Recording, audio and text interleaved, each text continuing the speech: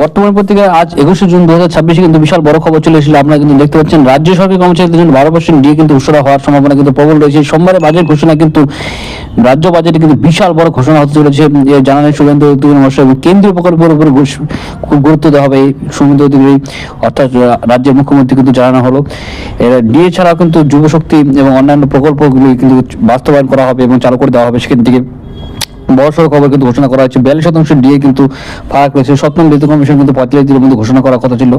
সেখানে অর্থমন্ত্রী স্বপন দাশগুপ্ত কিন্তু জানিয়েছেন 10 থেকে 12% ডিএ কিন্তু ঘোষণা হতে পারে। বাকি 30 থেকে 32% আগামী ডিসেম্বরের মধ্যে পর্যায়ক্রমে ডিএ কিন্তু ঘোষণা করা হবে। এটা জানাচ্ছে রাজ্যের বাজেট হিসাবে কিন্তু সেই ডিএটি ঘোষণা করা হবে বলে জানিয়েছেন। শুভেন্দু অধিকারী কিন্তু প্রতিশ্রুতি দিয়েছেন যে আগামী 2027 জানুয়ারিতে সপ্তম বেতন কমিশন চালু করার সম্ভব হবে কিনা সেটা কিন্তু সেই বাজেটে কিন্তু ঘোষণা করা হবে। এবং জানানো হয়েছে যে সপ্তম কমিশন 27-এর মধ্যে চালু করার সম্ভাবনা কিন্তু রয়েছে।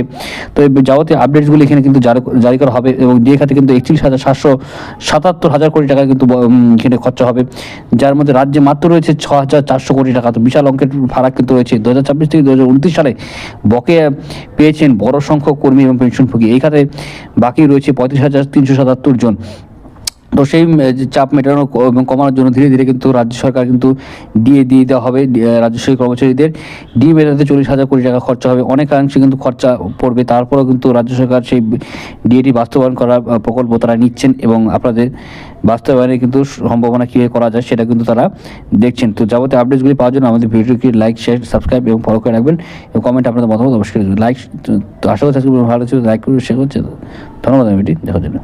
কিছু কিছু বই আমি রিকমেন্ড করে দিচ্ছি। এখানে সুন্দর সুন্দর গল্পের বইগুলো রয়েছে। রবীন্দ্রনাথ, শরৎচন্দ্র চট্টোপাধ্যায় এবং অন্যান্য মহাকবি যেগুলি বাংলার মহাকবিগুলো রয়েছেন তাদের কিন্তু সুন্দর সুন্দর কিন্তু আমি সেই বইগুলি দিয়ে দিচ্ছি। আপনারা লিঙ্কে ক্লিক করে বইগুলো কিনে পড়তে পারেন। ধন্যবাদ।